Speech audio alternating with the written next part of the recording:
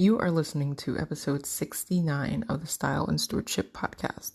So, in this episode, I wanted to talk about something that I hope can be beneficial to you. As usual, I am speaking all about the things that a lot of us are missing, some of the most crucial components of our health and wellness.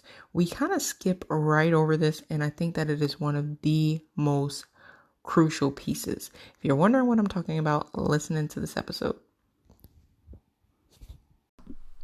You're listening to the Style and Stewardship podcast. So what is stewardship? That is exactly what we'll be talking about in each and every episode of this podcast. As Christ followers, I think it's so important that we manage every single area of our lives to the best of our ability. Not perfectly, but intentionally in our own unique way, and holding on to God's grace every single step of our journey.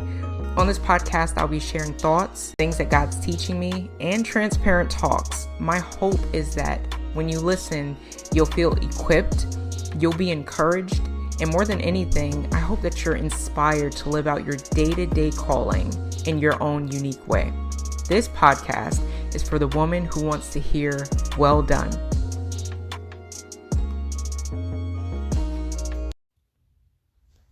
Before we get into this episode, I definitely want to just go ahead and do a medical disclaimer. Nothing that I share on this podcast or on this particular episode is to treat, cure, or diagnose any medical condition. Please take all of those concerns that you may have to your doctor. I am not an expert.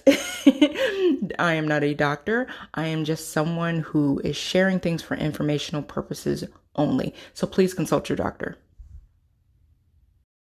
I think so many times people overcomplicate what it means to eat healthy, and they overcomplicate it by thinking that it looks one specific way.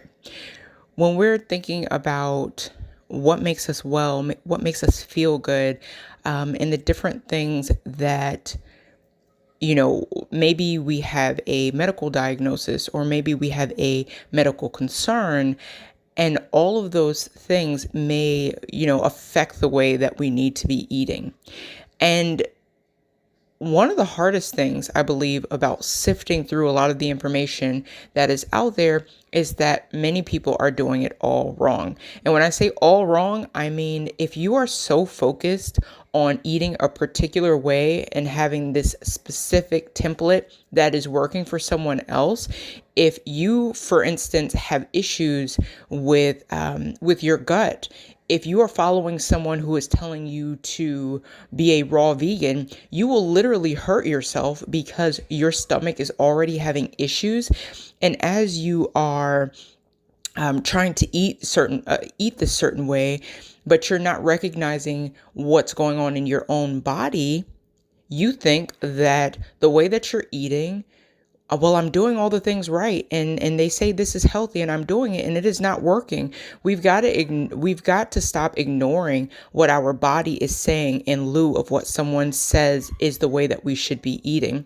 Your body, made by God, is so complex and also so particular about the things that make it feel well, the things that contribute to your own wellness. And if you keep jumping on every bandwagon of everything that everyone else is doing without consulting your body, what ends up happening is you start giving yourself these setbacks instead of giving yourself the freedom that you need to actually be well and feel well for your unique and specific body and your lifestyle and your, the way that you want to live and the way that you want to feel in your particular, concerns.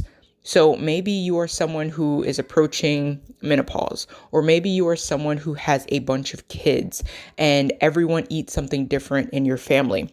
Maybe you are concerned with certain things that run in your family, which that was one of the reasons why I began eating a certain way, because I understood that whatever it is, whether it is a genetic component, whether, it has something to do with just lifestyle and traditions that I've grown up eating or having, one of the biggest things that I realized was just because someone says eating this way is healthy, what does your body say about that? What does your body say about how you are eating? And getting in tune with what that means for you, getting in tune with the cues that your body is giving you, whether the hunger cues that you are getting, whether it is whether it's just the lifestyle that you want to live. Maybe you're buying things that you can't afford, or maybe you're not, maybe you're someone who doesn't like meal prepping. Maybe you're someone who only wants to meal prep one meal because that will set the rest of them up to be successful. If you are not looking at your own life and you're only looking at what other people are doing, you won't do what's best for you. And ultimately, you have different genes than the next person. You have different nutritional needs than the next person. There are some of us that struggle with getting enough vitamin D. If you have more melanin in your skin, you naturally will it'll take a little bit more for you to get that melanin. I'm sorry, because of that melanin, it acts like sunglasses basically. And you will some of us have to supplement with vitamin D3 specifically so that our body can use that and make sure that we're getting what we need. Sometimes it is, maybe you have in your history, in your family history, diabetes, like I do, type 2 diabetes and juvenile diabetes in my family, and along with some other things.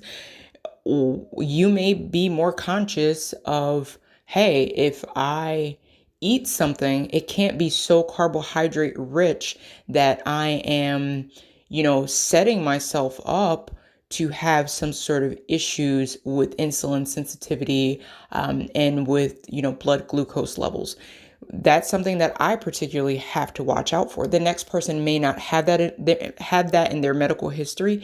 The next person may not be predisposed to have certain conditions, whether it's through the way that your family just eats, or there's so many different things that we can look at. And when we're focused on just the way someone else eats, or we're listening to something that was handed down from the government, for example, that says you need this many whole grains, guess what?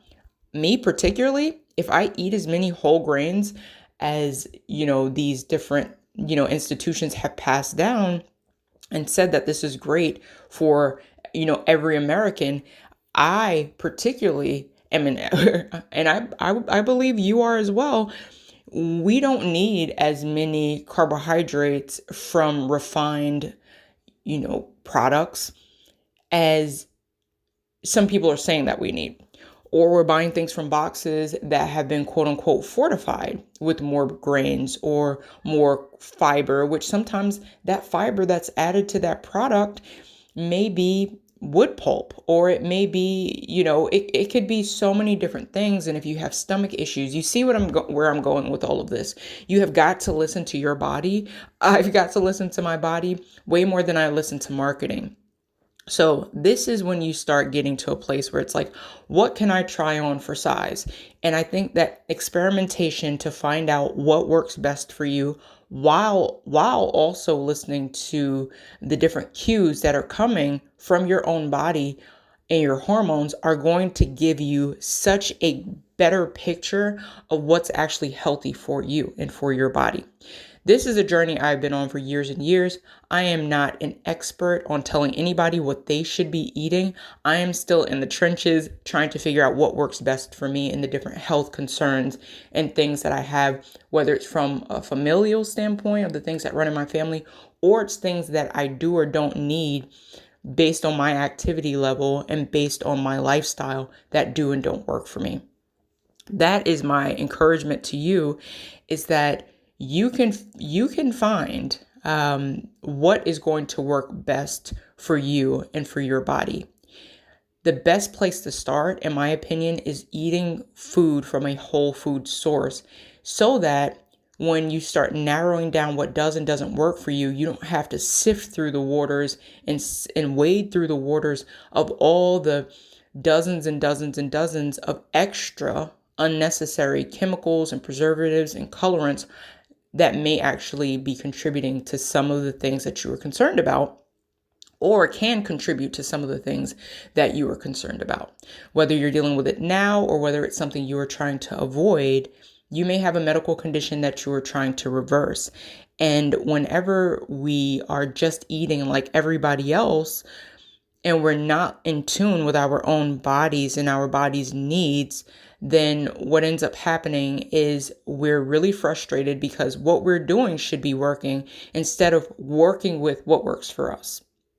This is something that it has taken me years and years and years to learn, where I thought, if I eat this particular way, and you can go back and you can listen to the episode I did on, health mistakes that I've made with thinking veganism was the answer, or thinking this was the answer, or that was the answer, instead of asking my body, not like, hey body, what's good for you? Not in that way, but when I say asking my body, putting things in and seeing the response that I have from different things, like my energy, my sleep patterns, my skin. The skin always tells a story.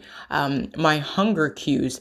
Why am I always craving the sugar? Or why am I having this struggle that I didn't have before? Or, looking at different changes, biofeedback, things that our biology, our body will actually be telling us is or is not working for us. So for the longest time, I thought it was this specific thing. You watch these documentaries and it's like, everyone should be vegan. You watch this one and it's like, everyone should be carnivore. You watch this one and it's like, everyone should be having green tea. You watch this one, it's like, no one should ever eat rice because of arsenic. There are so many different things, so many different schools of thought. And the only way to wade through that water is to actually consult your body. And I don't mean talk to your body, but I mean listen to the feedback that your body is giving you so that you know what does and doesn't work for you. That right there is the plug. That right there is what I have found has given me more, and have grace with yourself, but that is what has given me more insight than any certain thing that I've ever tried to follow. Your body is extremely, extremely complex. Excuse me. And I really think that I spoke about this on another episode about hydration and diabetes and things like that. Me going and, I actually went and, well, I didn't go, Amazon sent it to me. I bought a glucometer off Amazon because I was shaky and I was having frequent, output. And I thought, what is going on? And as something that is on my radar because it runs in my family, I thought, okay, oh my goodness, these are like the warning signs of diabetes. And learning just by doing that process that my body wasn't getting the hydration that it needed because I was constantly flushing out minerals. But you can go back and listen to that episode. But this is my point. This is such a complex thing. And I don't say that to overwhelm you. I say that to say all of these things are so complex, but the body, your body, is giving you clues right now and is sending cues to you right now. We have drowned out the messages that our own physiology are giving us, our own health is giving us, in lieu of listening to clever marketing or people telling us we have to have this amount, or you should be eating raw kale salads, which are terrible for your stomach. I can talk about that on another episode. So it is really, really important to have, a bit of the science and learn what there's certain foods that if we eat them raw will make us sick. There are certain foods that if we are predisposed to certain things, we have a harder time handling and dealing with. So though, thank you God, I don't have type 2 diabetes, I do understand that the different things that I was exposed to eating growing up, if I continued to eat the way everyone around me was eating, I would get the diseases and issues and chronic conditions that people around me had.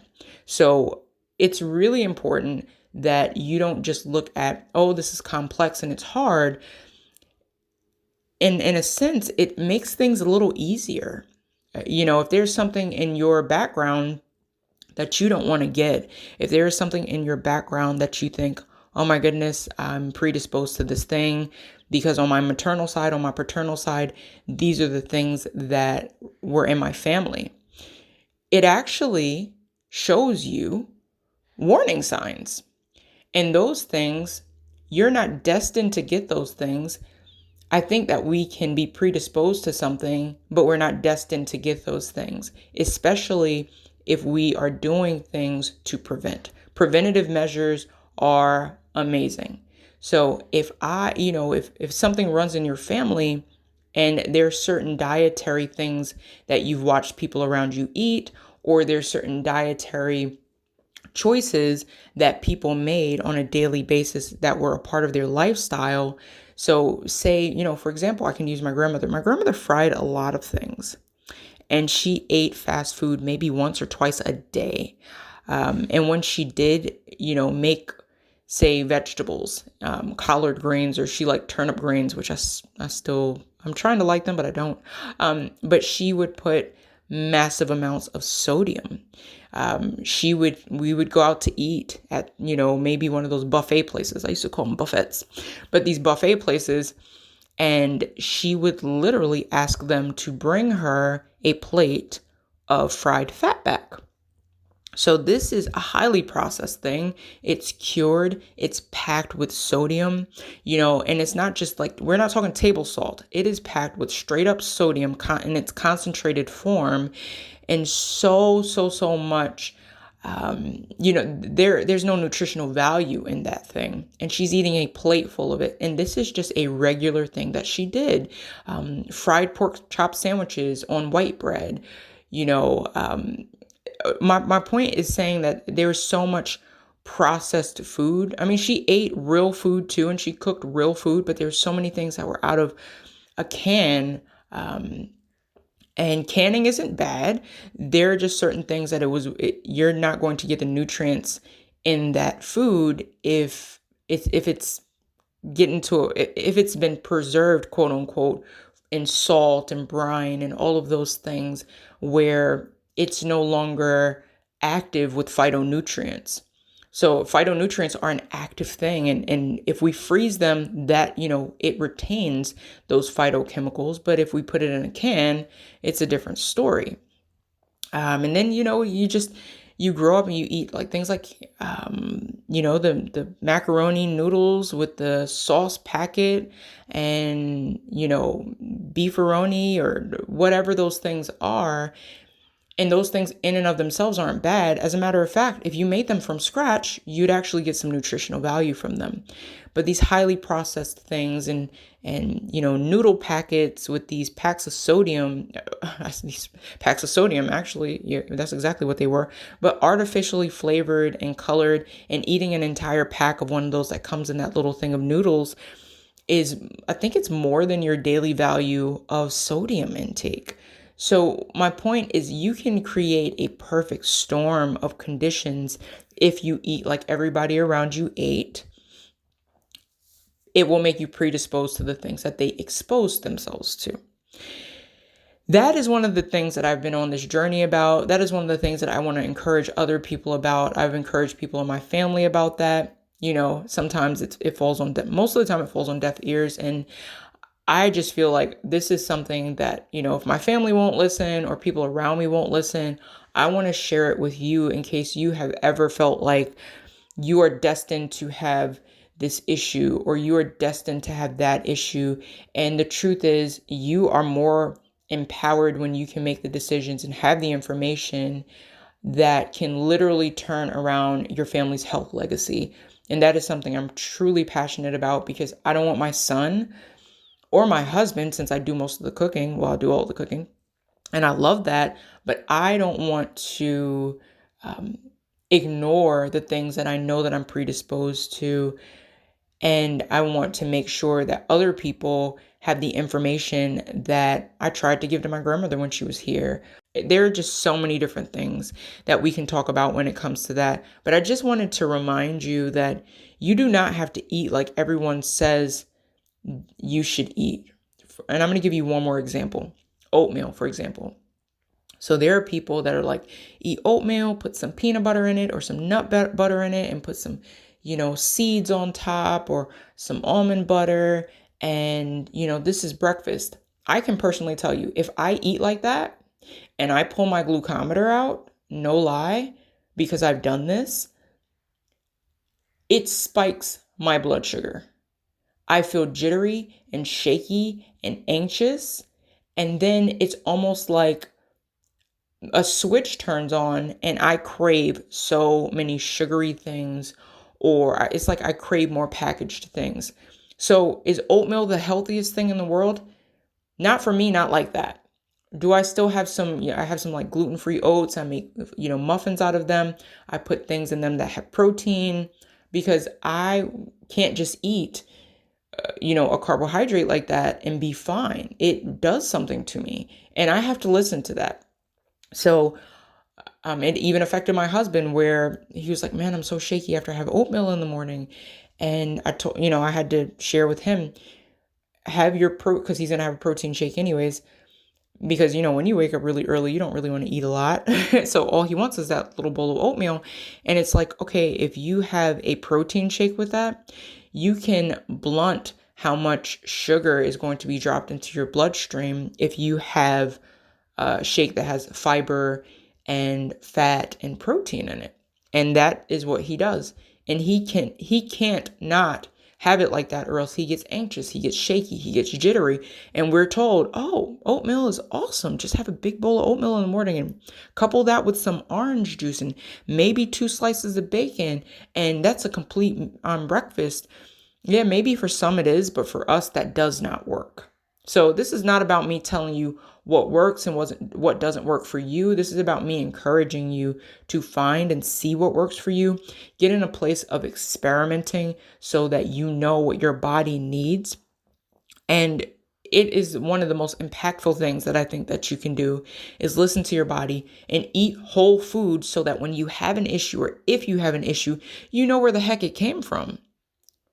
So until next time, your life matters. What you do with it matters. So what will you steward well?